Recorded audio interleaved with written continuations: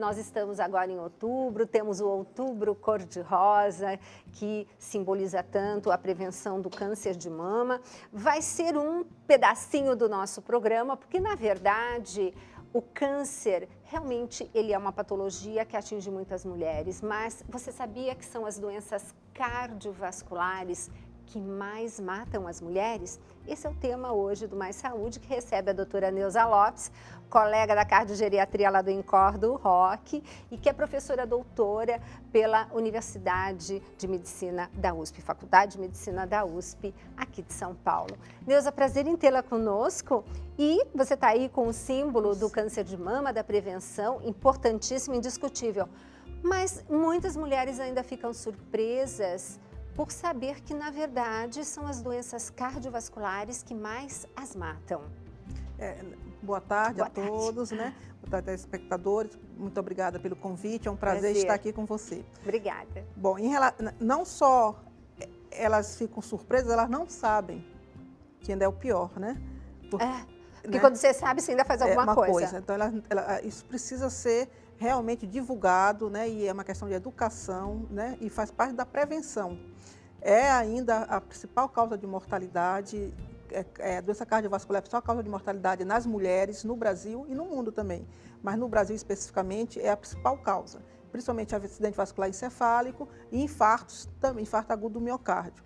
Principalmente depois dos 50 anos, né, que é os 55, quando começa a história, que a mulher e tem realmente a questão da... A mulher não tem infarto, mulher não tem problema do coração, porque ela é protegida por causa do estrógeno. E isso é verdade, realmente tem uma proteção. Mas depois que passa pela fase da perimenopausa, da menopausa, né, que geralmente no Brasil é 52, 53 anos, aí o risco dela vai ficando igual ao do homem, né, e depois realmente passa. Olha. Né? Então, hoje, mais mulheres morrem no Brasil do que homens, embora a doença cardiovascular seja a principal causa de mortalidade, tanto no homem como na mulher. E o que é interessante é que, se você for ver do ponto de vista epidemiológico, a mortalidade por doenças cardiovasculares reduziu muito da década de 80, mas a prevalência, quer dizer, o número de casos novos aumentou muito. Então, é por isso que ainda por causa de número que aumentou muito, que é a principal causa de mortalidade. Você entendeu? Você entende, mas eu estou pensando, por que aumentou o número de mulheres com doença cardiovascular? Bom, eu acho que primeiro passa por aquele processo que a população envelheceu, então tem mais mulheres com 60, 70, 80 anos, homens e mulheres, mas principalmente mais mulheres, que estão envelhecendo. Uhum. E aí o hiato, a falta do estrógeno, a falta da proteção se manifesta e fica bem presente. Uhum. Segundo, o estilo de vida das mulheres, que mudou muito. Mudou muito da década de 70 para cá. Tabagismo é uma coisa importante, mas principalmente falta de atividade física e alimentação, sedentarismo. Então, você tem razão, porque agora com essa lei que impede que as pessoas fumem nos ambientes, o que mais se vê nas ruas são mulheres fumantes, muito mais do que homens, não. Eu fico impressionada. E outra coisa, a maioria está com sobrepeso quando já não está com obesidade grau 2 ainda. Então, essa é uma outra grande questão. A obesidade, né, é epidêmica, né? É uma epidemia no mundo, né? Inclusive até na África hoje já começa a se ver, né? Que são os fast foods que já estão lá. Eu estive em 2008 em Angola, né? Que estava naquele processo de recuperação do país, e você já via fast food, McDonald's para tudo quanto é lugar. Olha. Né? Então, lá a hipertensão ainda é a principal causa, né, da morte de doenças cardiovasculares, mas já começa a obesidade e aí vem junto o diabetes. E aí o diabetes aumenta o risco 4 vezes a mais do que não diabético, mesmo que você esteja com sobrepeso, mesmo que você tenha outros fatores de risco, para ter eventos cardiovasculares. Só o diabetes por si só. Então, gente, olha só, se uma mulher é portadora de diabetes, ela tem 4 vezes mais risco do que uma outra pessoa com outros fatores de risco? Exatamente. Interessante, hein? Quer dizer, e o diabetes, a gente sabe o quanto a obesidade está linkada, né? Quanto está atrelada. A diabetes é uma consequência. É uma consequência. Uhum. O diabetes tipo 2, que é do adulto. Do adulto. Que vem por causa de sobrepeso, resistência à insulina. E que hoje, Neuza, As crianças estão... Isso é alarmante. Imagina, quer dizer, hoje já está essa coisa epidêmica, esse panorama epidêmico. Imagina quando essas crianças que já estão obesas, né? Já tem crianças diabéticas que não é o tipo 1, já é o tipo 2, que é uma questão nova também para a medicina, né? Porque é secundária à obesidade e ao sedentarismo.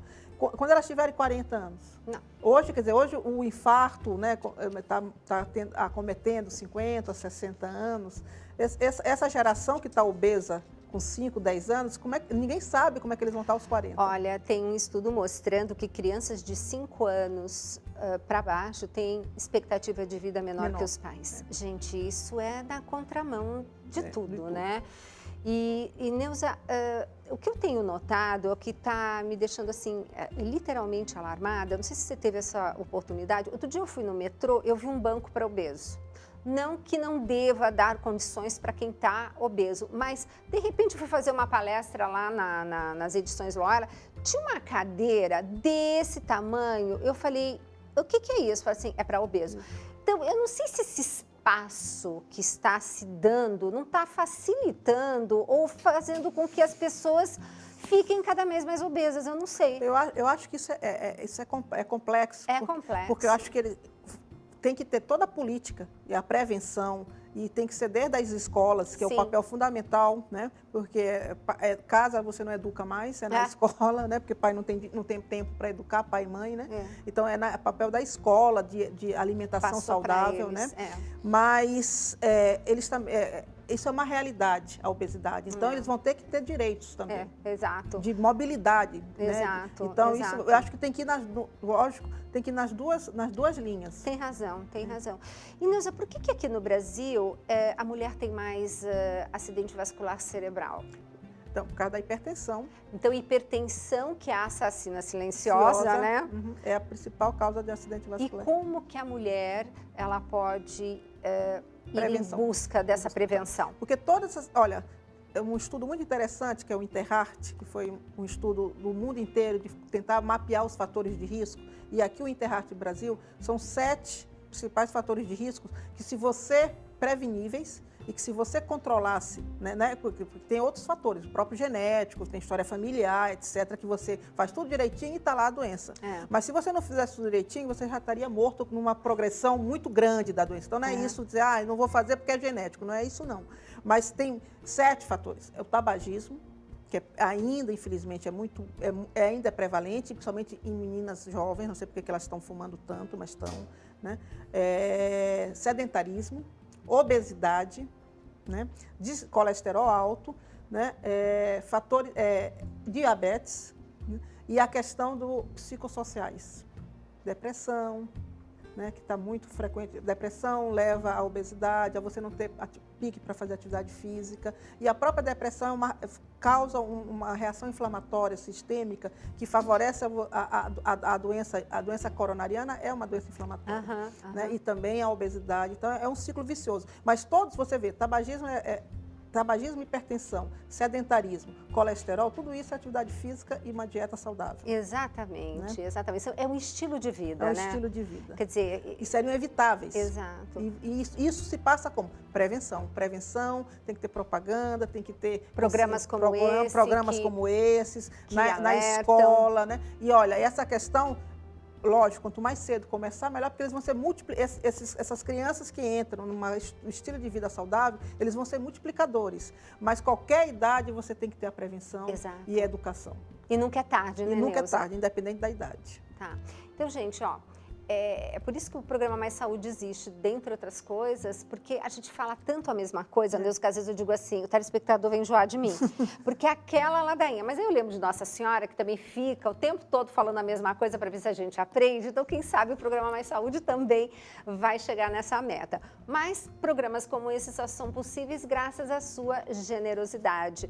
Nós temos um projeto que se chama Projeto Dai-me Almas, né, que foi instituído pelo Monsenhor Jonas Habib, que resgata almas para Deus. Então, o programa tem todo um contexto e todos os meses a gente corre atrás dos 100%. E não é fácil, porque a obra está cada dia maior. Esse ano nós temos a inauguração do Santuário Pai das Misericórdias e temos também os 50 anos do sacerdócio, é um ano de celebração. É um ano assim de celebração com 50 anos de sacerdócio do Monsenhor Jonas Abib. Então, nós temos bastante coisa para fazer e nós contamos com a sua colaboração. Então, podem ser as doações em débito automático, como sócio colaborador, ou nas doações espontâneas, ou comprando material de evangelização aqui todo da Canção Nova, que você pode adquirir através do 0 Operadora 12 31 86 2600. Neuza acabou de falar sobre depressão. O Rock tem tantas palestras, todas doadas para a comunidade Canção Nova, falando desse tema tão importante. E que você tem alguém deprimido, é uma coisa bem bacana, né? Você, assim, oferecer de repente, uma palestra, né? Fazendo com que a pessoa desperte. Porque é incrível como Deus usa esse tipo de material para essa finalidade. Então, você também comprando todo esse material, você vai estar favorecendo aqui a chegarmos aos 100%. Mas já estamos indo daqui para o segundo bloco. Neuza, o que você acha interessante nós não deixarmos de falar agora nesse bloco que vai vir? Então, eu acho que a questão, a educação é fundamental, né? Mas a gente tem que começar a ter medidas práticas, né? E motivacionais, né? Porque as pessoas, infelizmente, elas só começam a se cuidar quando acontece alguma coisa. Quer dizer, elas usam a medicina como curativa e não preventiva. Né? Então, a gente tem que realmente, que você falou que repete, mas tem que repetir, Exato. Porque é através da educação. Então, gente, eu quero aproveitar que é o Outubro Cor-de-Rosa. Vocês que me acompanharam lembram que eu passei por um câncer de mama e que tive a felicidade de pegar tão no comecinho, por quê? Por causa da prevenção, de fazer minha mamografia todos os anos, porque não teria nem como estar apalpando, porque foi uma sequência de calcificações que o laboratório observou e me mandou correr atrás, né? E aí vimos, era maligno, era um câncer de mama. E simplesmente por pegar tão no início, eu não precisei fazer quimioterapia, não precisei fazer radioterapia. Quer dizer, olha o que é você usar a medicina como preventiva. Mas graças a Deus nós temos também aquela curativa, né? Que se precisar nós temos uma quimio maravilhosa, uma rádio maravilhosa. E a gente vai em busca, porque o câncer de mama, eu brinco e digo que se eu tiver que escolher um câncer, seria o câncer de mama, porque ele é tão estudado, então você tem, assim, diversas formas de estar se curando. Mas mesmo ele tão estudado, se você não pegar na fase inicial, pode não ser tão inicial como a sua, mas tem que ser numa fase inicial, porque ele recidiva, né? Ele não responde bem, ele é invasivo. Então, e aí depende, eu acho que, lógico, da parte biológica mesmo, e da onde você pegou o câncer. Você pode até, é muito complicado, câncer de mama, assim, está todo super estudado, tem um arsenal terapêutico maravilhoso. Arsenal terapêutico, obrigada, né? Neuza. Mas você tem que ter a prevenção, porque se você passa do tempo, mesmo com toda essa... É verdade. Não, e câncer de mama, só para fazer o gancho, a obesidade é um dos principais fatores de risco para o câncer de mama. Exato. E você tabagismo também. Pois é, e o meu foi por conta de uma terapia de reposição hormonal. Então, eu não tinha a menor história familiar, não tinha nada, mas é o que você falou, por eu ter hábitos saudáveis, eu consegui que isso se, digamos assim, prorrogasse, né, acontecesse bem mais tarde e graças a Deus pegamos bem no comecinho. Mas vamos para o nosso intervalo e já já a gente volta com esse tema com a doutora Neuza Lopes.